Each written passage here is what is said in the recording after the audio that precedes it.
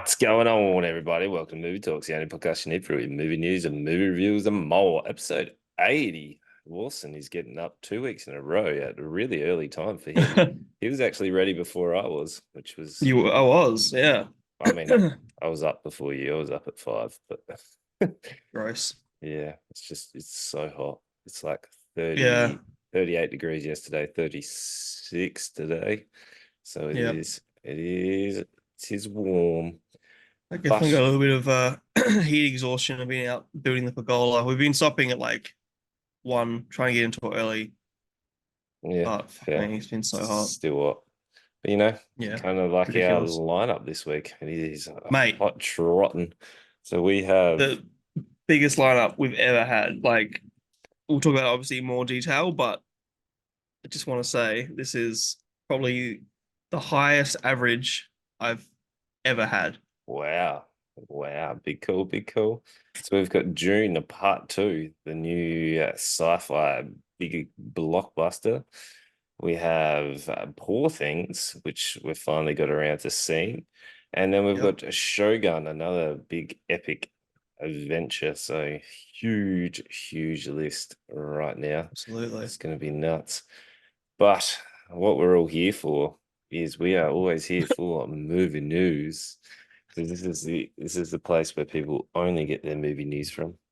And Yep. that's the only source that they ever need. It's anywhere I So get my movie news from. yeah. You know the the Frosties cereal? Yeah, like The sugar frosties. Yeah, with the tiger.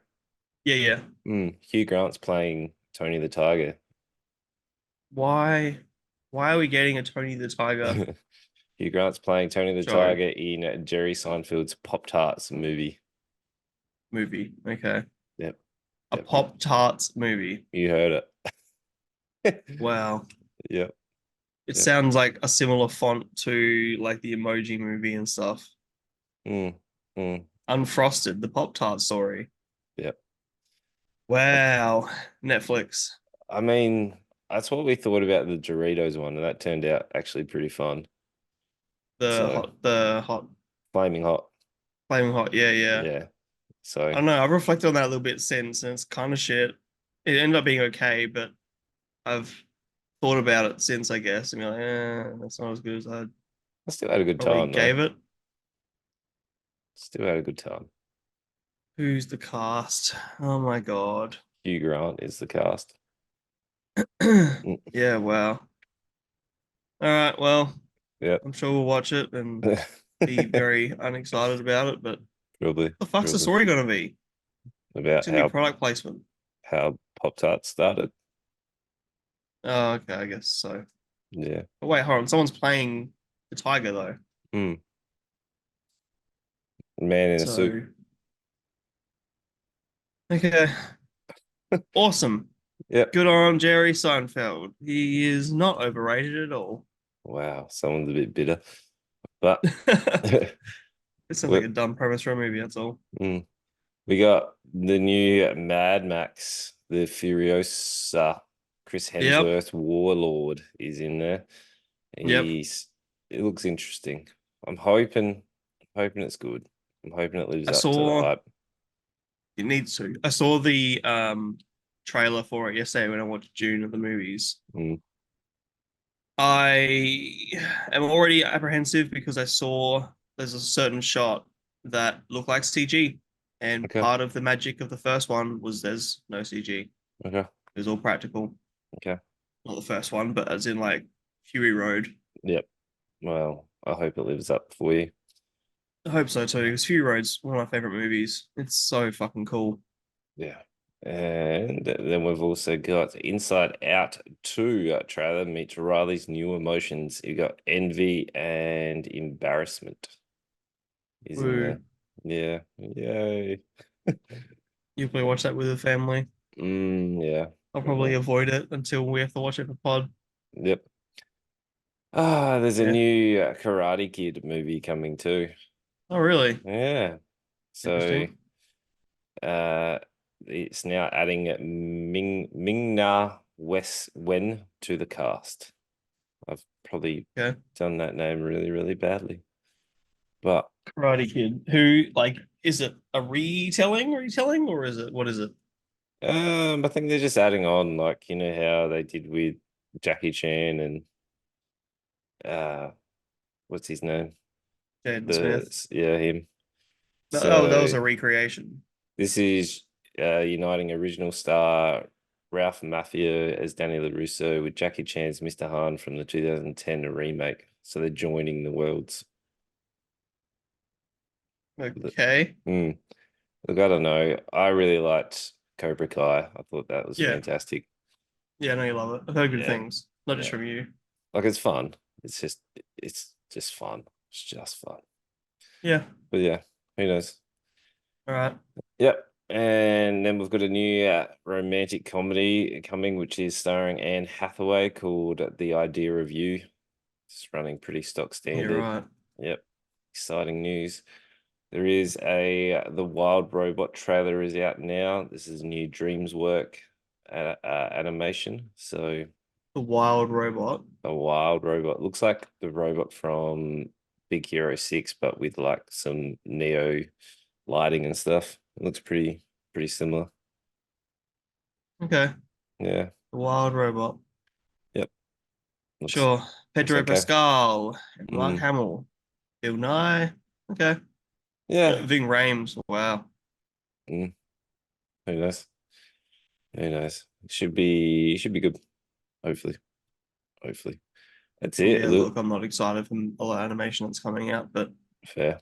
I'm also getting impressed. I have mentioned the Renaissance of animation we're in right now, so Yep. maybe who did you say it was? Pixar? DreamWorks. DreamWorks. Hmm. Okay. Maybe they'll DreamWorks was the Puss in Boots movie DreamWorks. I think so, yeah. Yeah, that was Because pretty fucking cool. it's the rise of Illumination at the moment. They're pretty much everywhere. Yeah, they're doing nothing new. Yeah. That's it. That's it Everything looks the same. for the movie You're right. news. Which is it kind of works out well because this is a big lineup, It and is. Lots to discuss. the next one is going to take a very long time because it is a massive world. It is June Part Two, which is out now. So Mhm. you went back and watched Part One. I did not. And I I'm did. very glad that I did Okay. because I remembered nothing. I almost felt like I hadn't even seen part one All right. when I was rewatching it. So yeah, I needed to, Okay. 100%. And I feel like I got way more out of the second movie because of it. Okay. Okay. So we are diving back into Frank Herbert's world, which is Dune, and has a number of books. I've seen a lot of clips that are now resurfacing of Frank Herbert lashing out at Star Wars, saying that they stole the story of Dune. Like What this, wasn't Star Wars out first? I think, um, I think Dune was out first because it was the books. I think the books were out first Oh before yeah, Star Wars. 1965. Yeah, true. Yeah. So Well, there's yeah, a lot. the Bene Gesserit are pretty similar to Jedi in a lot of way. Yeah. So there's lots of cracks at that one. Okay. Yep. So June Part Two is Paulus. I'm going to say this wrong. Estridis unites with Channy and the Freeman while seeking revenge against the conspirators who destroyed his family. Didn't you So just watch it? yeah, but names Atreides. names don't really. I always just called him Paul because it was easier. Yeah, but you would have heard the name probably 40, 50 times during the movie. Yeah, but hearing it and then saying it myself doesn't always translate. You know Yeah, this. interesting. Mm, Atreides. mm. So quick recap on part one. Part one is all about Paul coming in and going to the world of spice because spice is what makes the world go round. Hmm. Spice is only found on the planet Archimedes. I feel like that's close. It's only found on that one planet where spice tastes like cinnamon, and then it gives the people that use it a long lifespan. So I think it like triples their lifespan. It gives them a neurotopic like effect so that they're able to calculate things really fast. And then you also get the power to be able to see in the future. And then apparently, if Does you, everyone get that I think at to the twice? point, yeah, like depending on how much you use, like some people are able to develop it better because some people are able to see the different paths. Like there's the true path, the golden path, many different things. It's like the whole fanatic, whether it's hallucination or not, like who knows? Those that Mm. can't live without spice, their eyes turn blue, which means that they need spice to be able to live. So that's why their eyes are And blue. spice is also used for like Interstellar space travel. travel. Mm, Yeah, it's yeah, their like fuel more or less. So that's what the makes the world go whole, round. yeah, their entire civilization depends on spice. Yeah. Then there's all these different The planet's Arrakis, by the way. Arrakis. That's right. Yeah.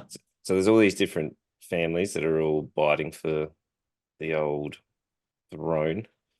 And Hmm. then Paul gets sent there. He's living in there, and you get to see the fallout and the betrayals that they're able to take over. And then that's where we get to kick off into Charlemagne or Paul and him living with the Freemans. And that's where movie number two takes off. I think that's pretty good. You've watched part one, so you might be able to do a Yeah, quick recap of it. I think that summed that's it close up enough. reasonably His well. family has been more or less wiped out by another high family, like the other highest. Starts with a H. I've already forgotten, but um, yeah, he. I think that's probably pretty close to what's important. The Fremen, if I'm sure if you mentioned other people who live on Arrakis, and they're all blue-eyed. They'll pretty much live on spice. They eat it. See it's in their food in Dune Part Two. Yeah.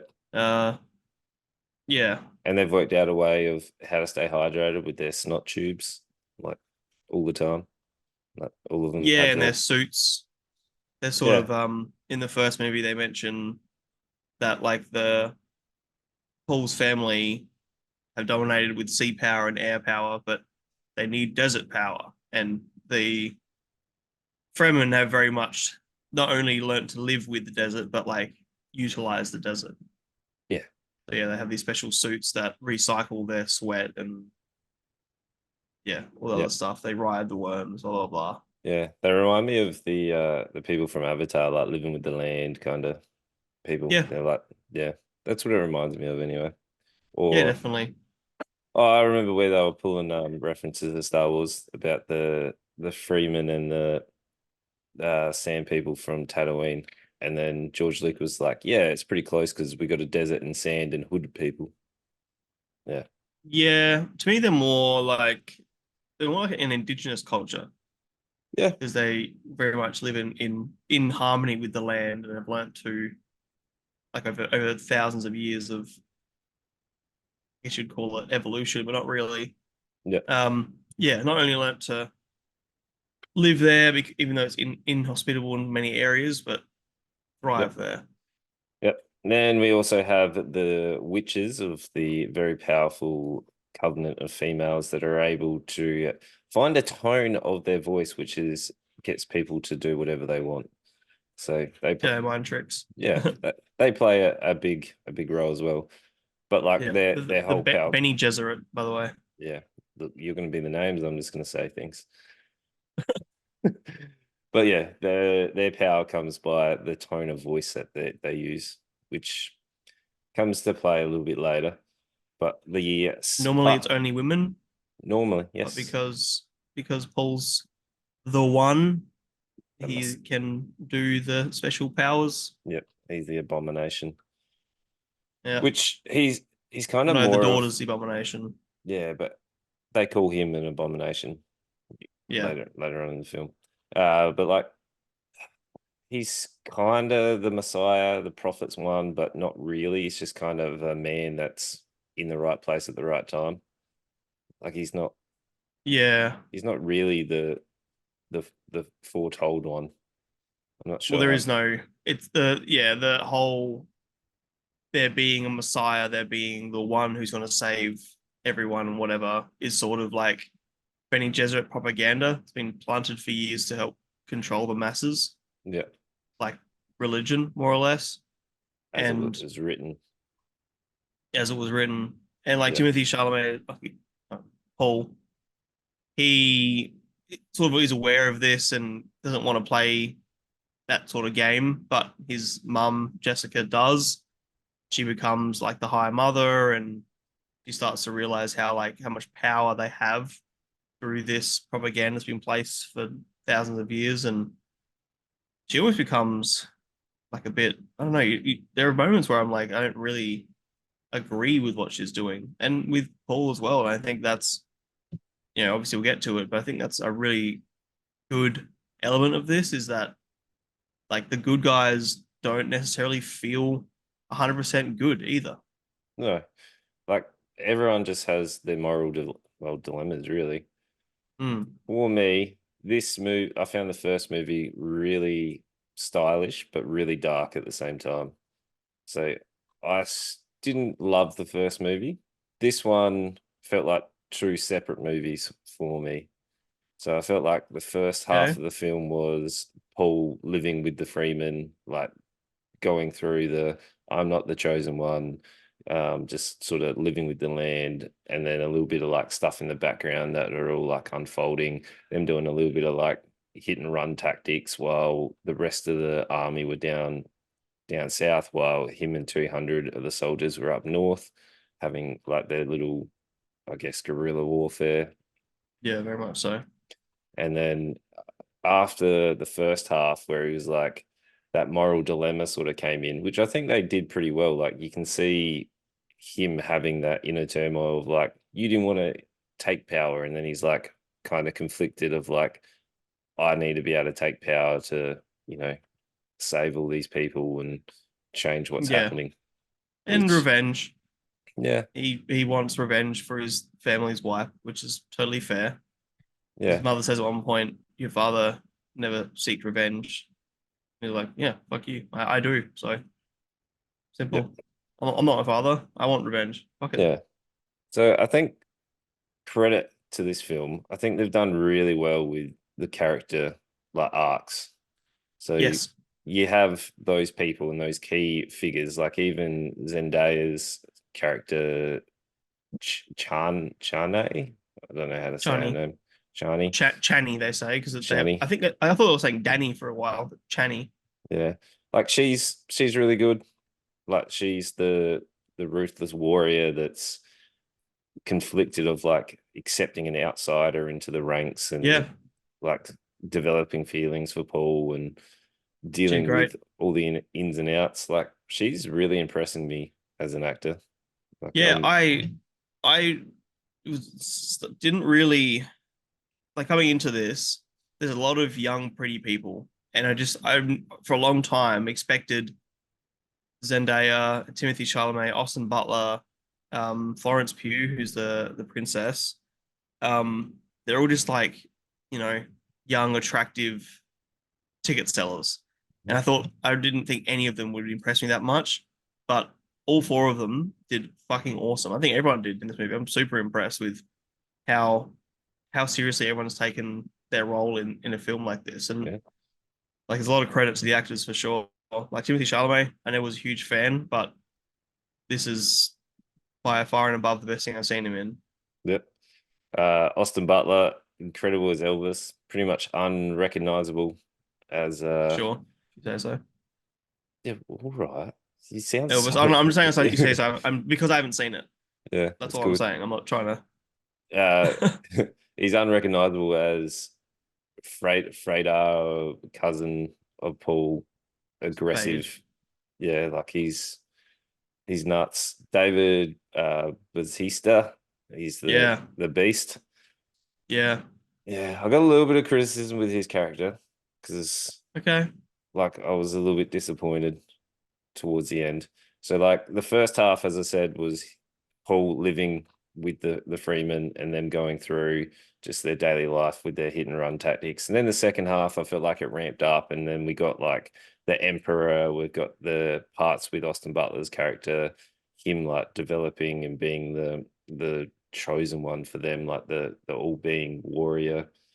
Yeah. Then them coming in, and then it was really about Paul taking power and leading the freemen to like rebellion, I guess, Yeah. because that's pretty much where they go. So this movie was What shot were you saying? You incredibly. were talking about Batista for a while there, and Yeah, then you yeah, but didn't. yeah, all right. So Batista's character, once they do their massive like rebellion, and then they've got the blokes that change. I also don't understand how the Freemen are just these incredible warriors. Like all of a sudden they're in the desert, but the other guys, Spice. yeah, but so spice makes you. There's nothing that says spice that makes you like more physically gifted in terms of athletic ability or anything like that. It's just Yeah, but they train. They're yeah, but they're warriors. so do the other elite families. Like they've got the Yeah, but high tech, movie. yeah, but they've got high tech equipment. Like they seem to just roll over everybody. Like there's no like real struggle. As soon as the Freeman and Paul does his like massive speech, which I quite liked. I didn't think he would be a motivational like No, up and go, but I really very enjoyed his surprised. like you know uh his speech like long live the warriors. I'm all about them. I was Yeah, like, yeah. yes, get around it. But like as soon as they storm the castle or like wherever it is, I was like, they just rolled these people. Like there was no competition. I didn't even see these people put Haven't up caught a advantage, struggle. mate. No, but like even the bloke that was like, oh, I reckon, oh, this is a dumb line. Oh, I recognize your footsteps. I was like, you did not. How did you recognize his footsteps to know that was him? The spice. That's no, no, Everything can be argued away with the spice, and he's no, being Jesuit. no. It's like it's footsteps, footsteps on sand. I knew it was Yeah, you. Whatever, exactly. That's how in whatever, tune he is. whatever. You can't pick apart this sort of shit. Like it's sci-fi, man. There's it has to be an element of disbelief. Nah, that's a little bit too far though. Like No, I disagree. they could have been like exchanging like hand to hand combat, and then he was like, "Oh, I knew it was you by your move set." Would have been way more believable than I knew it was you by your footsteps. That's dumb. It's showing how powerful he's become and how like he's almost omniscient at this point. Well, he is pretty much, but Yeah, well, he's nah. he's so in tune with the world and he's a Bene Gesserit. He can see the future and he's has the spice, so he's Why don't you just say? super intelligent now. And Why don't you just say, "Oh, I knew it was you because I could see in the future," rather than "I knew it was you by your footsteps." That is the same cheesy line that Madam Web I had. disagree. No No, way, you can't compare this to yeah, Madame Web. Not at all. no, that line delivery that was not good. No, I That was disagree. no. Completely disagree. No. And then old mate, the bloke that he knew that he was his footsteps, like he just rolled people. Like he just literally went straight up and then he confronted Batista's character and it was like 1-2 exchange, stabbed him, and that was it. I was like, oh, you've been built up to be a big bad and you died within it was like 30 seconds of him walking up to you. Like there But was his no character's built up to be this big bad, but it's kind of like the famous story of I'm not sure if you know it, the Il Capitan, like the the Commedia dell'arte. It's an old Italian character. It's that stock character of like I'm big, I'm brave, I'm powerful, I'm this, that, whatever. But really, all he has is title and size. And Batista's character proves time and time again that he isn't as powerful and as strong as he presents himself to be. That's why he gets fucked over really quickly because he hasn't had to fight his whole life. He has title, he has family, and he has his size. He's intimidating without having to fight. As soon as he gets into a fight, he gets fucked. yeah, uh, That's part of the character. I was disappointed. I just felt like they rolled him too quickly. Like it was too easy. Like there was no No, that's I'm struggle. actually so happy because the I'm so sick of movies like this getting to a fight scene like Avatar, either of them, and the fight scene going for like 15, 20 minutes of just people fucking pew pew pew pew and then cling cling cling of swords and like explosions in the background and just being fucking ages of bullshit. This movie got to the climax, showed us a little bit of conflict between characters, and then cut right to the aftermath or right to the important moments of the story where Paul kills the Baron and whatever. Like, I'm so glad we didn't get all this crap of just action schlock. I think they did beautifully at keeping the important things important. Mm, mm, mm. Also, No, I knew you'd disagree with that. yeah, So I hate action movies, and I'm mm, I'm so glad that this didn't become an action movie. It never mm, was. I'm so happy with that. It's an adventure yeah. and political, and It's meant to be action, adventure, drama. Thank you very much. so says IMDb. But I bet you if you asked, what's the director's name again? Dennis Villeneuve. Villeneuve. I don't know how you pronounce his name. Uh, but if you ask him, he wouldn't call it an action film. Mm, I think you would. I think you would. Also, I laughed when Christopher Walken's character, the Emperor, came in. Just his line delivery, like it's Yeah, look, just like I think he I'm did not sure about the well. casting. Like he's a great actor, but just his line delivery of him walking in, I was like, I giggled. 'Cause- Walking in. yeah, He's yeah, just a bit of a meme at the moment. It'd be like casting Nicolas Cage as the Emperor. I don't know. It's probably my one casting thing that I'm like, I'm not sure. He's a bit of a meme. He doesn't really have the on-screen power presence of a fucking all-powerful emperor. yeah, but like, are those because they're just the family that are genetically modified and they continue like are just there because their families were there. Like, I guess the emperors don't need to be there, big, powerful, intimidating. Like they're just It's true. the families are just put in there consistently. Yeah. Yeah. Mm. But yeah, I still think as a casting choice, Christopher Walken, like you said, some of his line delivery sounds like this. That's a terrible impression, but you know what I mean? Like some Yeah. those who know Christopher Walken knows how he sounds and the meme that is Christopher Walken. Yeah. Yeah. Yeah. That It's was the my one time I was like, oh, not sure about that. yeah. You know. But I gotta tell you, I am so happy I went and watched this at the movies. And if you get the chance, you got to. This, I honestly cannot think of a cinema experience that was better than this.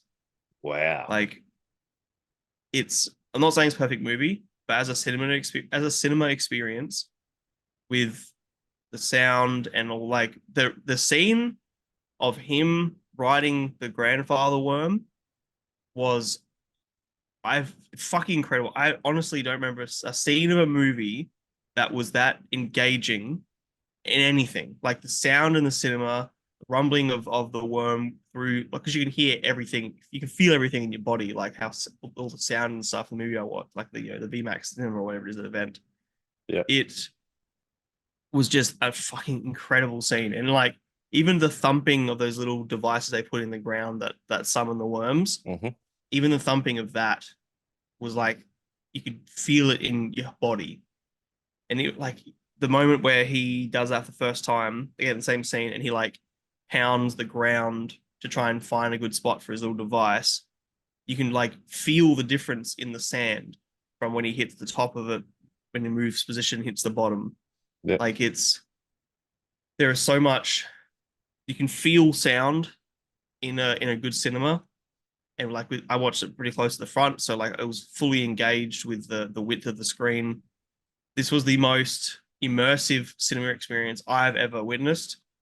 Um, like I can't recommend enough for you, especially Sir Ryman. This you've got to go watch it at the movies. Like I know you've already seen it, and you're not going to do that because that's not how you do things. But you're missing out if you don't watch this at the cinema. Genuinely, Okay. Yeah.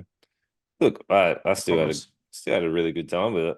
Like this was pretty much the opposite to the first film. This one was actually quite light, and there wasn't that many dark shots. Where like the first one was mostly inside dark, and then you'd get the flashes of the desert. But like this was visually very impressive.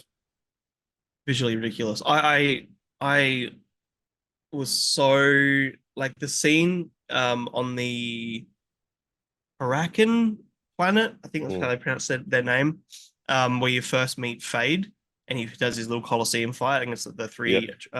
Yeah. Anyway, that because it's a black sun and the whole planet, the exterior of the whole planet is bathed in like black light.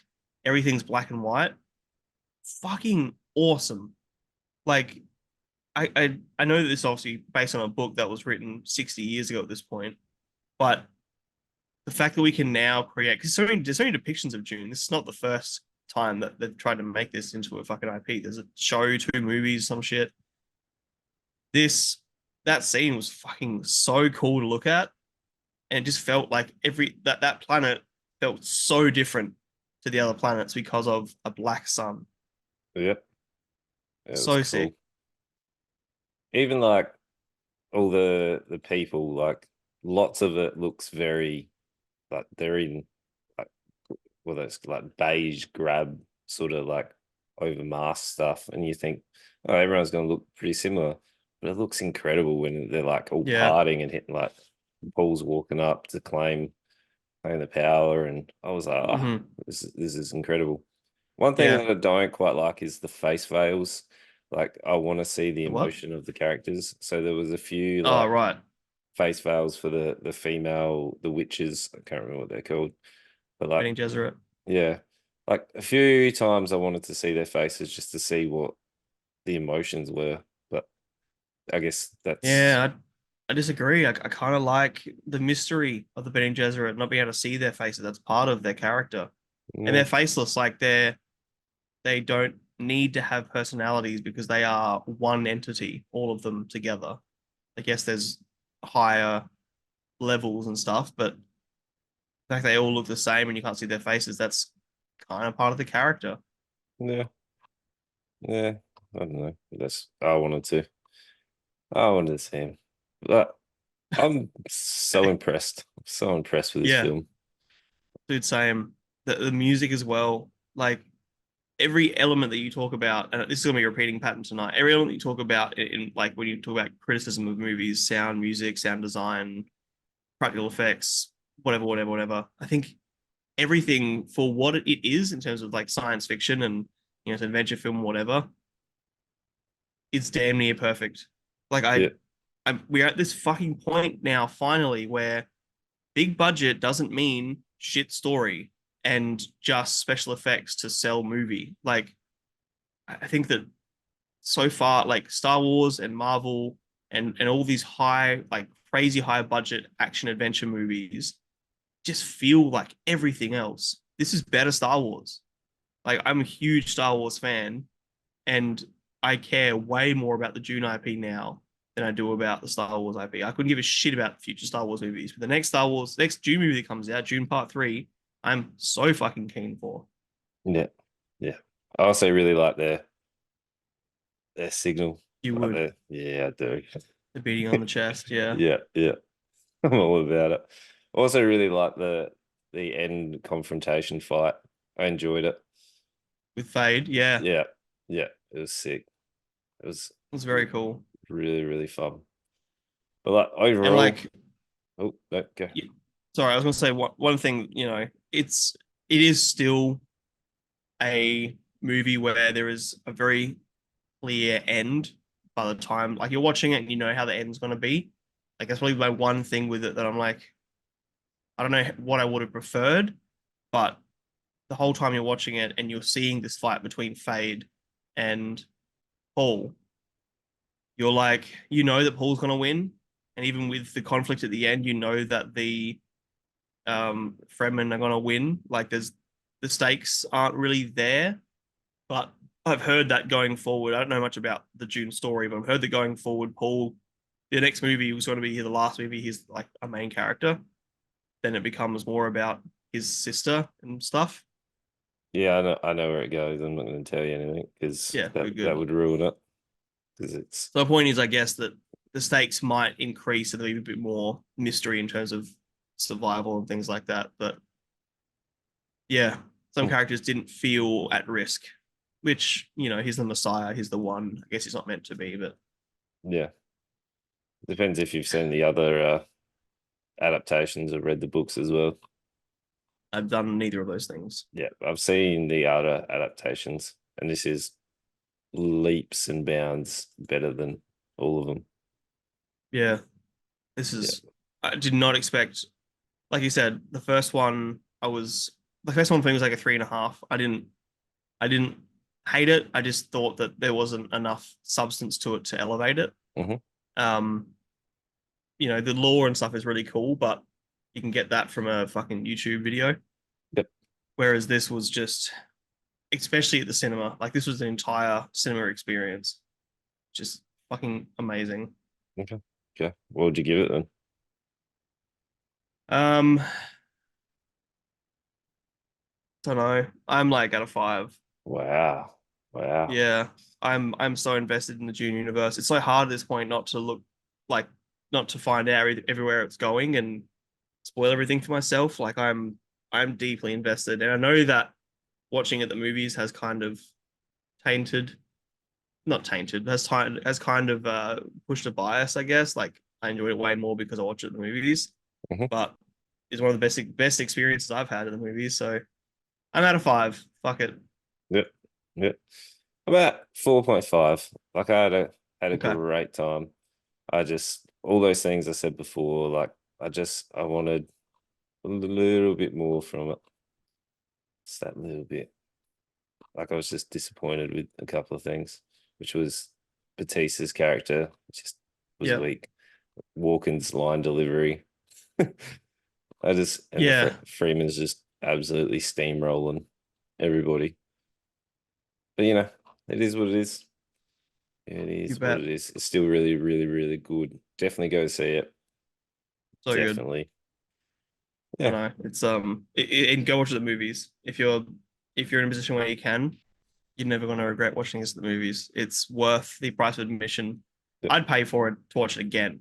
Wow. Like that's Wow. where it's at. So you've just watched 5 hours of June in Yeah, in 2 days. I've yeah. watched a lot of movies past few days. We'll talk about that when we get to poor things as well. But I've Mm. been binging movies recently. Mm. Poor things. All right. Let's get Yep. into it. All right. Poor Things, a just been released onto Disney Plus. It is starring Emma Stone, Mark Ruffalo, and William Dafoe. Hell So yeah. this one you've been really, really keen for, and it And was justifiably so. it was something. The It's incredible fucking tale, spectacular. mm, the incredible tale about the fantastical evolution of Bella Baxter, a young woman brought back to life by the brilliant and unorthodox scientist Dr. Goodwin Baxter, who is played by Godwin. William. Important because they call him God. And I Mm, fucking love that detail. mm, mm, mm. Oh God, he's so negative Mm, on this already, I can tell. it's Let me something. take it away then. Yeah, you go, because go, go. All Tell right, I'm me. gonna say straight off the bat that I think this is a way better experience if you know nothing about this movie. If you don't know what's unique about Bella Baxter, if you don't know any history about Godwin Baxter, if you go into this not even knowing what genre of movie it is, this is the acid trip from the heavens. It is the best experience. You are Uh, so cooked. no, I'd fucking. I'm happily putting this like if I had to rank everything I've watched in this podcast, top of my head, this is probably number 1 or 2. Like Yeah, I've right. enjoyed Kills the Flower Moon. I fucking loved Oppenheimer. Oppenheimer I've liked less over time, but I gave it a 5 at the time. And the only other thing I think that'd be up there for me is probably oh my god, name blank, the samurai, one-eyed samurai, blue-eyed samurai. One-eyed. Far Yeah. out. Okay. So yes, if you haven't already seen it, please go watch it before you listen to us. Skip ahead. We're talking about we're watching next Shogun, Shogun. which is good. So skip ahead to that maybe. But yeah, I'm gonna spoil the shit out of it, and it's way better without that. So this story follows Bella Baxter. In the first shot we see of this, we see a woman unaliving herself off a bridge. This is set in like Victorian England, by the way. Then we meet this very uh, grotesque doctor who's a scientist as well, Godwin, or they call him God, which is fucking great because he plays God. You know, as we meet him and we see his house and stuff, he reminds me a lot. There's an episode of The Simpsons where he has this evil twin, Hugo, Mm. and Hugo like makes a pigeon rat and hybrids these animals and stuff. That's sort of where this went with my brain. Is that And he Treehouse he of makes, Horror? yeah, I forget which one, probably like six or seven, but um, yeah, Treehouse Horror episode. He has this evil twin. Anyway, that's where my mind went with Willem Dafoe's character. So yeah, there's this surgeon who plays God with all these animals. He has like a goose body with like a pug's head, and then there's an opposite walking around a goose head on a pug's body.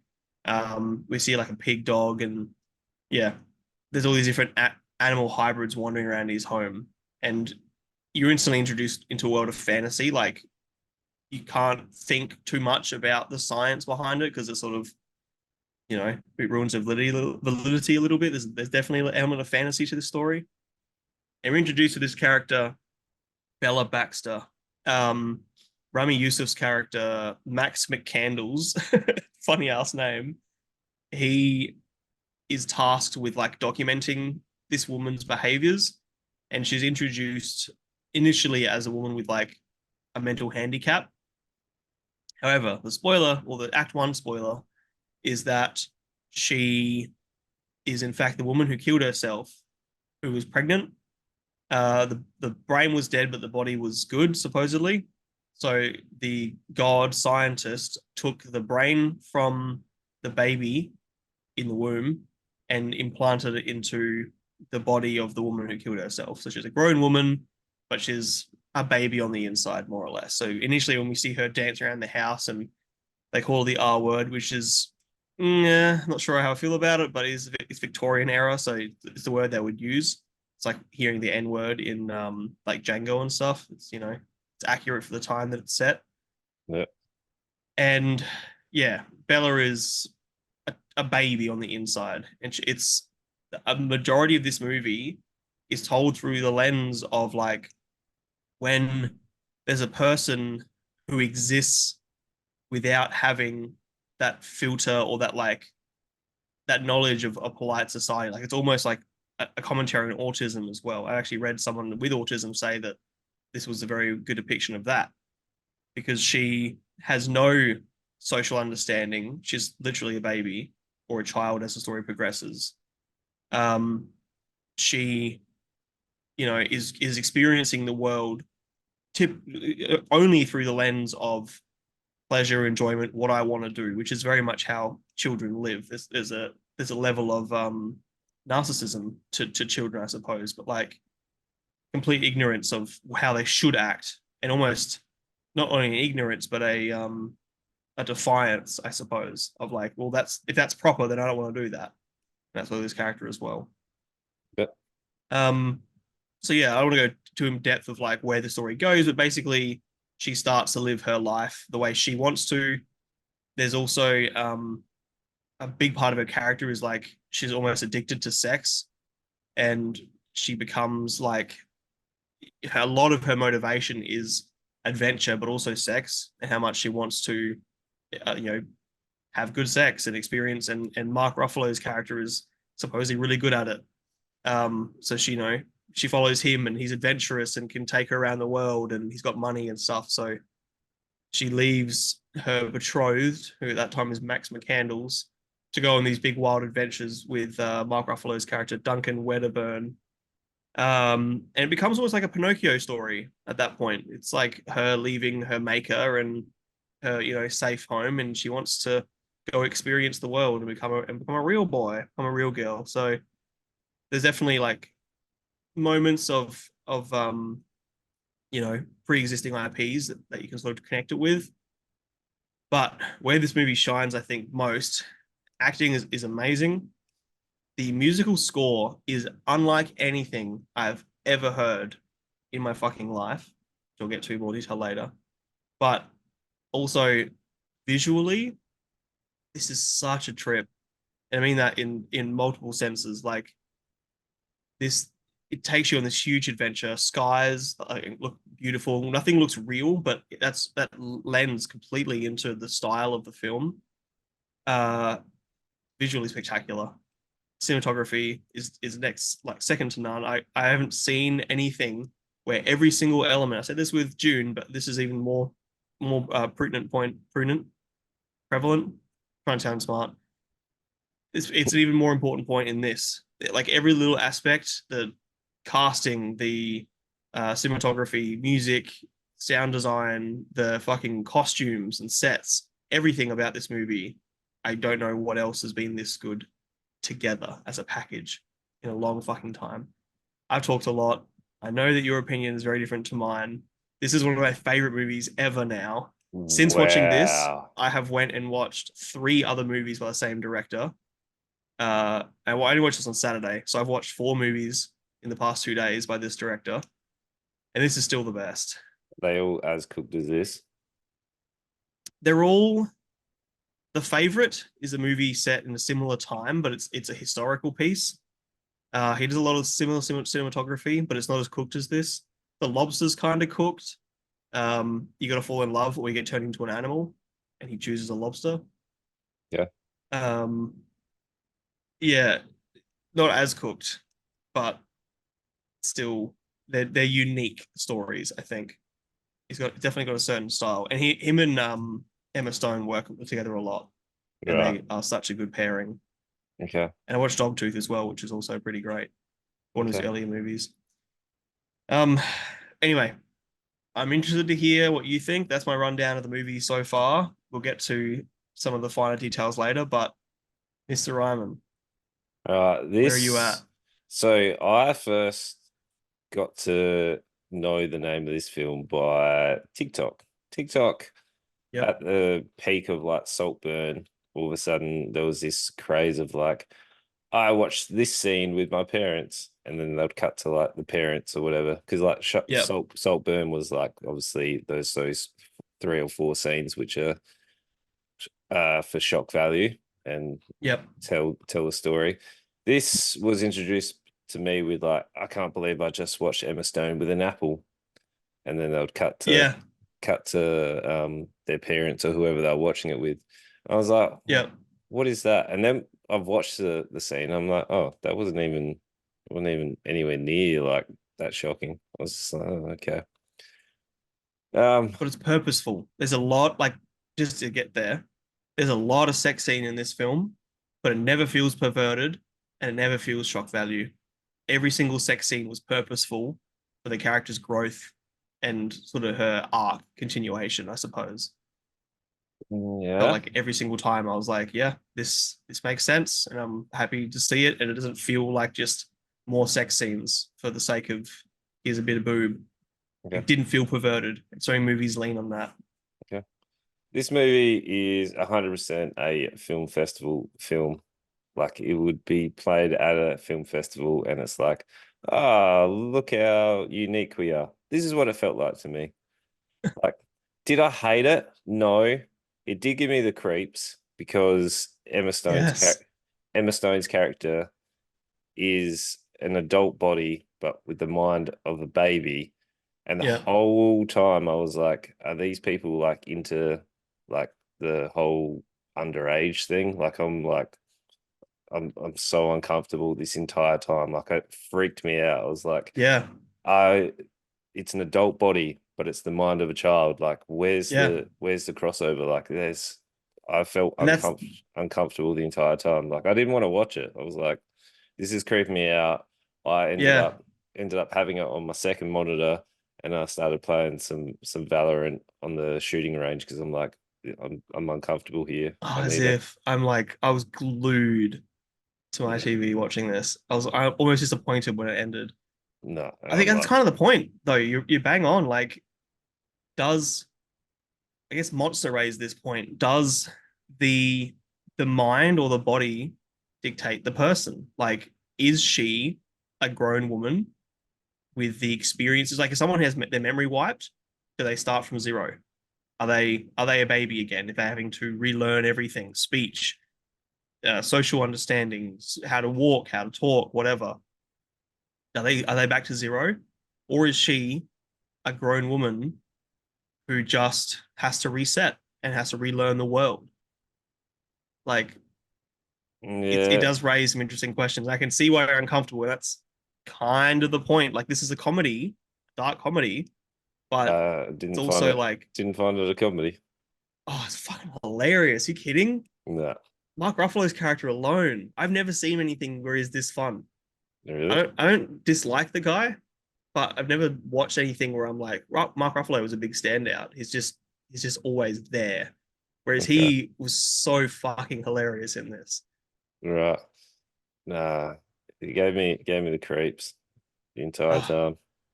the music though, that's why I think part of that creep is like there is a sound in this that kind of sounds like a heart being plucked, but has like a sort of like a I'm not musical enough to know how to describe the music in this, but it's a sound I've never heard, and it's so unique and unsettling, but also like really, what's the word I want? Like memorable and captivating, I suppose. Okay. Yeah. I loved the music in this. I love everything about this. Wow. Yeah. Right. Look. I was not thinking about it. I want to rewatch it, but I'm also like addicted to watching. The director's name, by the way, is Yorgos Lanthimos. Uh, I'd never really. I mean, I've heard of The Lobster, and I've heard people talk about Dogtooth before, but I've I didn't heard. never. I've heard of Dogtooth. I haven't heard the Lobster. Yeah, that's fair. Lobster's on. When I watched that, Amazon, I think. Okay. The favorite. I'd recommend The Favorite. That's his like most recent film before this, and it's much more grounded. It's about Queen Anne, an English queen from like the Victorian era as well. Okay. Um, yeah, it's not as bizarre as this. I think it's a bit more grounded, and you probably enjoy it more because of that. But like one thing that I will say about The Favorite that this thing did better in The Favorite, because in this he does a lot of like those fisheye lenses, really wide shots where like the world's really distorted and blown out, and the in The Favorite he does it a few times, and it feels kind of out of place because The Favorite is, like I said, it's more of a grounded movie, and it's more of a historical piece. Whereas those weird shots in this are fucking way more in place, like way more suited because this is so bizarre and stylistic. The colors, man, like we get black and white at the beginning, and it's like film grain and stuff, and then it goes to color and back to black and white, and then we get this when she's on her adventures, this beautiful, vivid, oversaturated colors. Like the world becomes this fantasy book. Everything's larger than life. The skies, he does a lot of stuff with skies, and the skies are like absolutely gorgeous. You don't laugh at the scene where Mark Ruffalo's character was trying to kill the old lady, and he's like dragging her across the deck, and it's just, it's just, it's just useless. Like Yeah. Look, I probably like disassociated myself from it because it made me uncomfortable that's the so entire time. disappointing. No. That's so disappointing for what this ended up being. No. My rating is not going to make you happy. But you Look, didn't watch it. it's well acted. It's shot well. It's just it's one of those art housey films that will do really, really well at a film festival. It will Well, it's not doing well at the Oscars too. It's nominated for 11 Oscars. yeah, it's nominated, but it doesn't win. It's gonna win. It's gonna win some, Yeah, guaranteed. yeah, but it's not going to win Best Picture. What do you think will? I don't know, but it won't win Best Picture. It's too art Have you housey to win seen the Best list? Picture. No, I mean, too art housey win Best Picture. I don't know about yeah, it is. 100%. that. I reckon Oppenheimer could. Zone of Interest could. Killers of the Flower Moon could. And then this. I couldn't imagine any of the others getting it. I'm gonna I'm gonna look at the list. But yeah, there's It's not American fiction. yeah. It's Anatomy of a Fall, Barbie, The Holdovers, Killers of the Flower Moon, My Story, which I've never heard good things about, not great things, Past Lives, Poor Things, and Zone of Interest. Look, I think Oppenheimer is going to win it. I think Oppenheimer deserves some awards. I don't think it deserves Best Picture. But I reckon it will. To be honest, I wouldn't be surprised if Barbie won it either. Barbie won't win it. It There's no probably fucking won't, way. but like I feel like it could. No, there's no fucking way. I reckon. Barbie, it feels like it's a tokenistic. Here, we'll put a feminist movie in. Which, quick to get there really quickly, this is a feminist story. Poor things, and it's done in such a way that you don't necessarily know that until you sort of think about it. But it's about her discovering herself and being who she wants to be, regardless of society's standards of women. And a lot of the men in this story are about owning and controlling her, where the one she ends up with is the one that lets her do things she wants to do.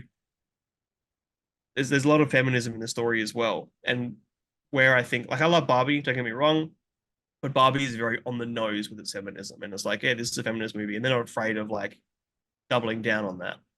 Okay. Whereas this is sort of more subliminal in that, which I think is almost more powerful because you can enjoy it without it being beat over the head. So Emma Stone's nominated for Best Actress in the Leading Role. I think she deserves it. I don't think that any other ones do. I haven't seen Anatomy before yet, but I don't think any other ones do. Best cinematography, this is up for. I think that Hoyt van Hoytema, the Oppenheimer cinematographer, might get it, or Hmm. Rodrigo Prieto from Killers of the Flower Moon. Yeah. Best costume design, this is up for. Best directing, this is up for, which I think Christopher Nolan probably get for Oppenheimer because everyone loves fucking real film these days.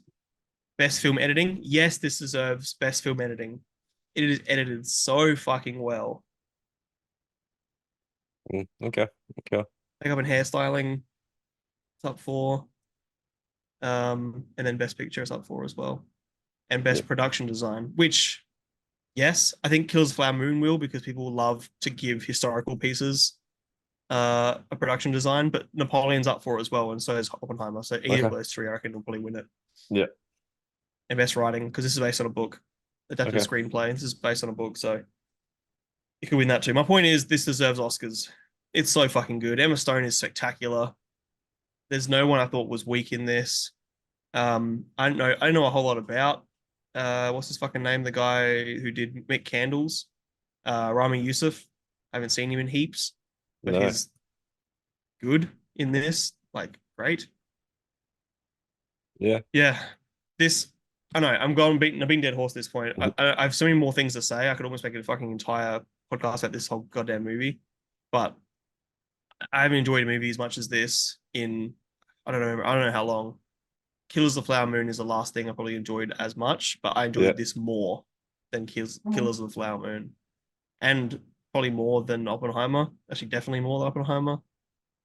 Like I said, it's up there with the best things I've seen. It's up there with Blue Eye Samurai, Okay. and that's my favorite show I've seen in recent history. Yeah. Right. What would you give? Fucking great. Five Would you out of give? five. I'd give it more if I could. Wow. Wow. Easily. No doubt in my mind. Yeah. Right.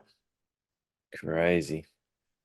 For me, look, it's well You acted, didn't watch it. shot well. You don't get to rate it. All right, let's talk about Nope. Shogun. It's a two. You It's a don't get two. to rate it. You didn't fucking Two. watch the movie.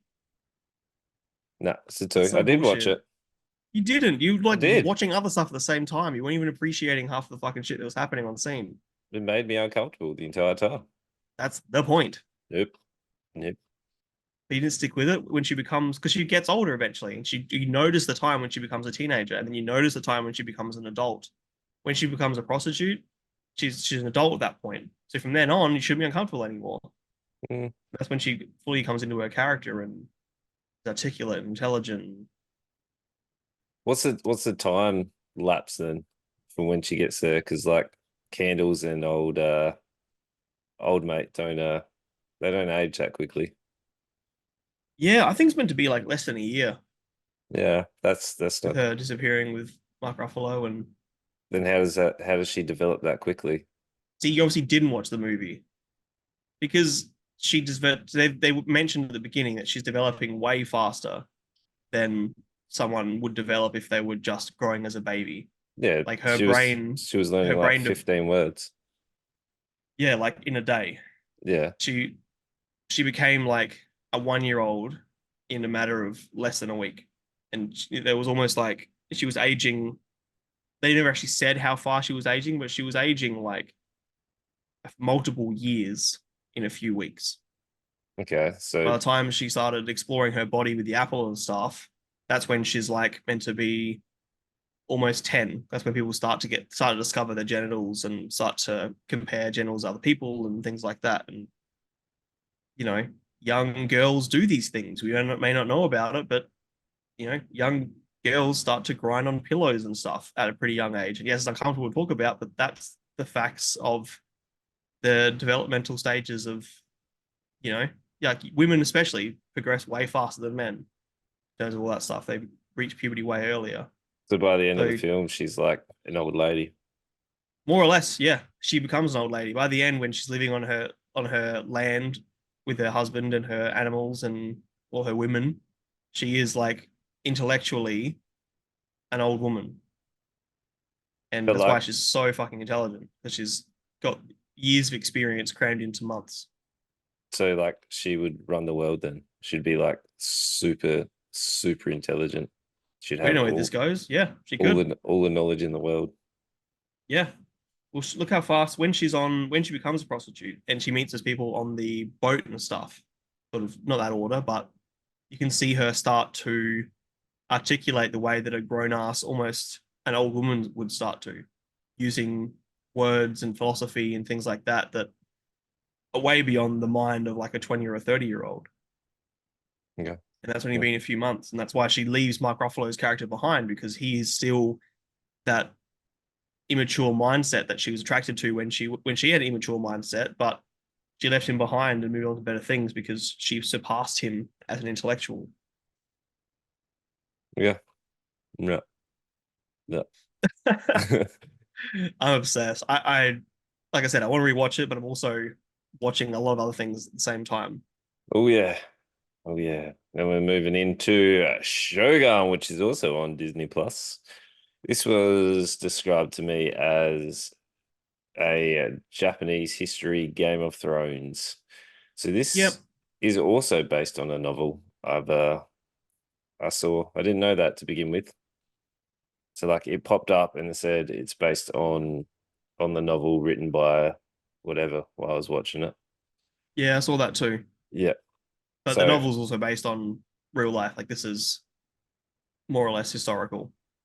I thought the novel was like based on historical events, but with some like Yeah, with some liberties spice. taken. There was a guy who was similar to Blackthorn who did this, came to England and unveiled all the Portuguese plans and stuff, but his name wasn't John Blackthorn. Yeah.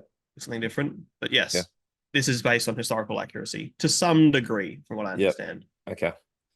So yeah, it was sold to me as Japanese Game of Thrones. I think the Game of Thrones is a bit of a stretch. Like there are some aspects, but I don't think Game of Thrones is the correct comparison to make.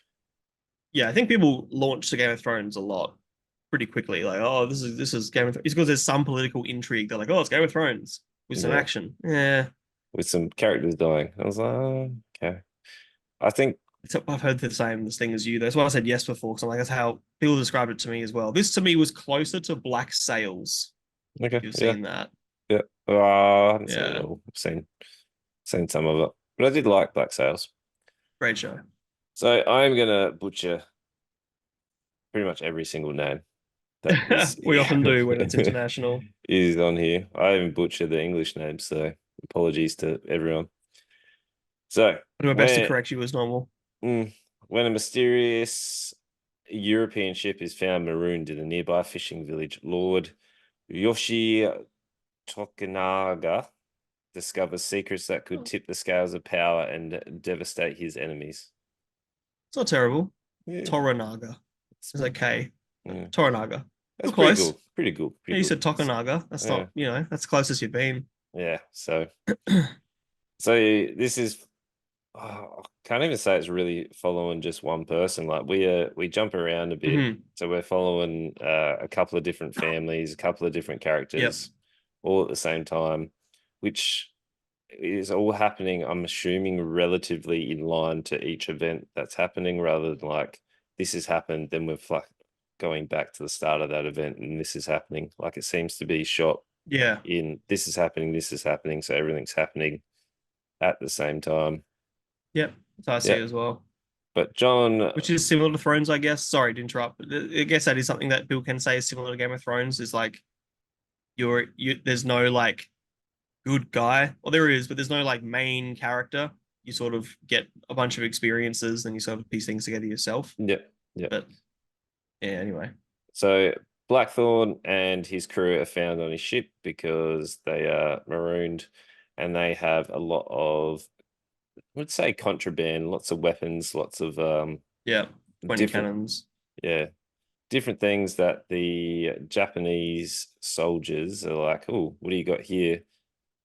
So they're taken hostage and they're questioned to be like, where'd you get them? There's I got a little bit confused with the Christian and Catholic bits and pieces because that's not really my realm of expertise with like English are Protestants, which is a denomination of Christianity. Picture Christianity at like the top of a chart, and then you've got different kinds of Christianity. They all believe in God, but they all have different theories on God and everything else. okay, English are Protestants.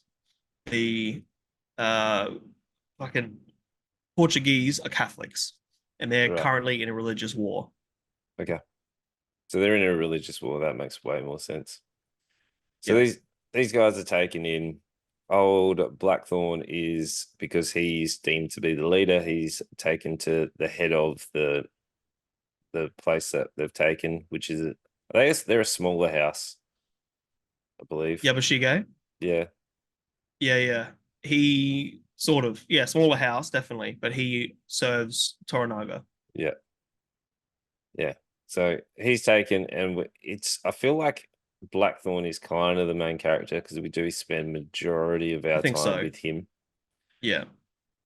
So But so is Toranaga. He's like, I feel like both of them together make up the main cast. yeah, I still feel like you spend more time with Blackthorn because it still feels a little bit shot through like him exploring this unknown world. Yeah, but we also get And plenty of scenes without him where we're seeing Toranaga having to navigate the political stuff with the five other guys who are in charge of Japan and stuff. Like it's not all told through Black because it could be easily told all through Blackthorn's perspective, but I don't think it is. no, We true. get more time with Blackthorn than other characters. I do agree. Yeah.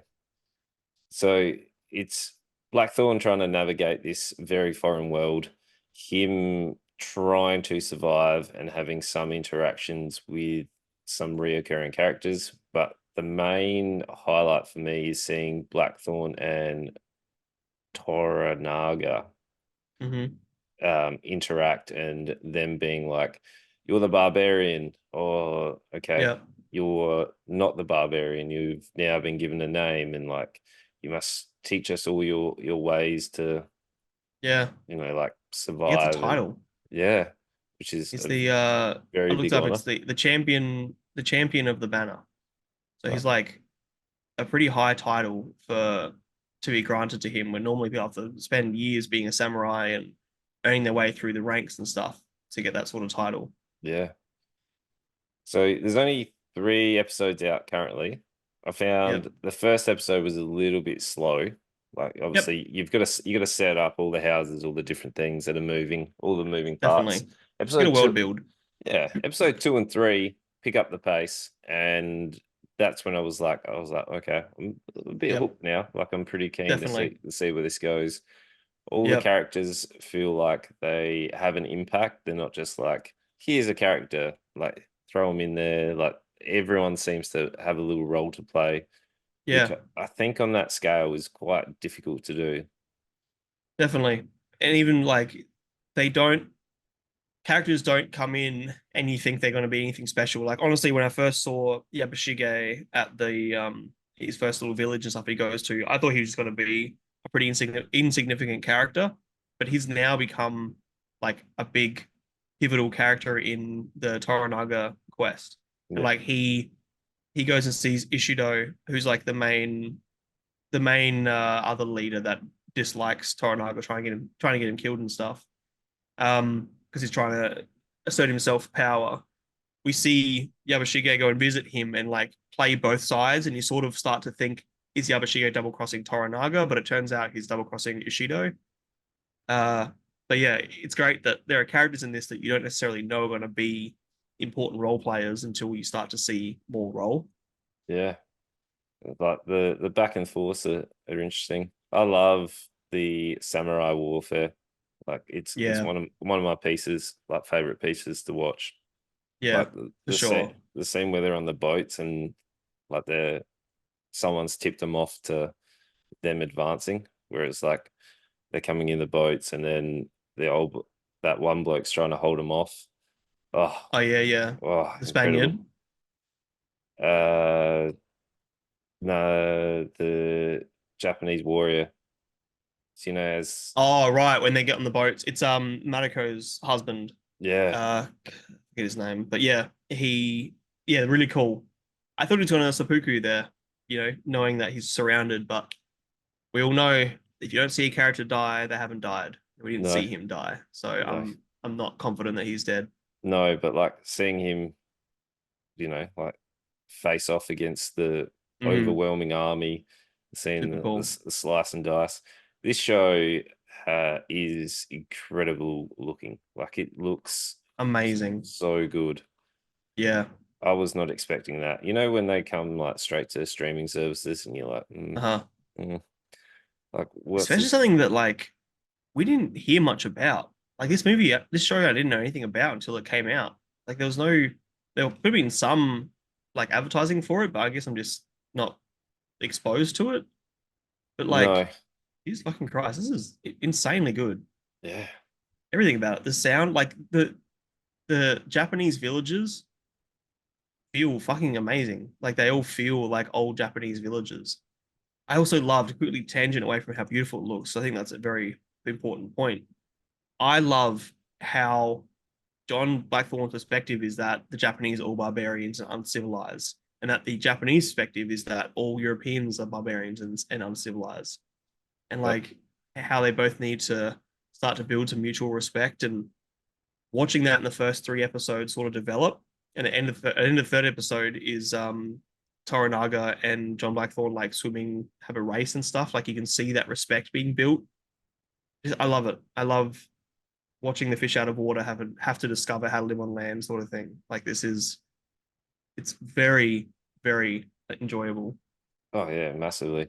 So this is released new episodes every Tuesday, I believe. Yeah, And which is a weird day. yeah, we were having a chat because about the new Fallout that's coming out, where they're releasing the entire season at once. And I'm like, I don't really like that. I like the two episodes to begin with, and then the weekly release, so that you can like talk about it with your friends. You can get hyped Yeah, about it rather than you smash it all and then you're like, oh, okay. You just left with yeah, like a I hole I of can see both nothingness. sides. But that being said, I so many times I was sat down to watch something and I'm like, I really just want to watch more Shogun. Okay. Like if I could choose to watch anything right now, it'd be Shogun. And the fact that I can't watch it because only three are out is a bit like, ugh, that's annoying. I don't know. But I can see both sides. I like it. It might be due to the amount of time I'm able to, like sit in one spot without being bombarded with questions and True. everything else that comes along with it. Like I had an absolutely fantastic time with it. I think it is something that you need to put on your list if you have Disney Plus or Hulu. Definitely. Definitely get on it. It has been a pretty big week with Huge. stuff. So for me, Yep. this show's like a four, pretty much pushing a Four. 4.5. Like I had a great time with it. It's just the first episode was a little bit slow for me, but you Yep. needed it. Yeah, So this is my favorite live action show that I've watched. I reckon since Thrones, I haven't been this into a live action. even House of Dragons. Um, I think I like this more than House of Dragon. Yeah. I think House of Dragon has its problems. I can't think of a single thing in this movie that sorry, this show that I wish was different. Like I think the pacing is better than House of Dragon. Yeah. I think the characters are better. Like the fact that it's set in our world, it's more grounded. And I think that's for me more enjoyable. Could be a bias as well. I mean, I mentioned Blue Eye Samurai.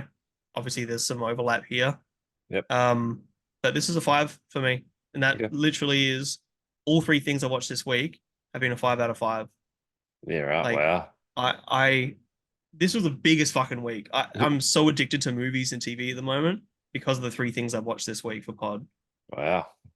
Hopefully next week you'll be keeping your interest then, because Would it we be? got Ricky's the Nicky, Kung Fu Panda 4, and the new Millie Bob Brown Damsel, which is on Netflix now. Woo.